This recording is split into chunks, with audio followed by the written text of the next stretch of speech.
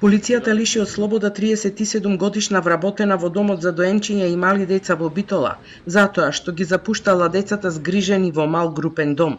Полициски службеници ја приведоа вработената во саботата вечерта под сомнеж дека ја запоставува својата должност. Како што неофицијално дознава Телма, станува збор за 7-годишно дете со посебни потреби, кој вработената го врзала во вреќа за спиење, а таа била затекната во алкохолизирана состојба.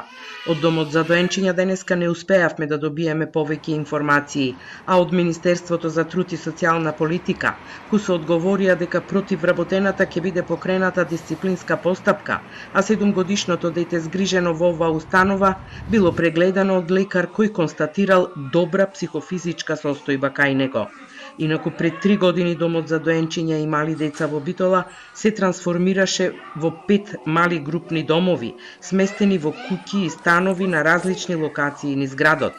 Целта беше на децата кои се напуштени од родителите или останале без родителска грижа од други причини да им се овозможи топол семеен дом.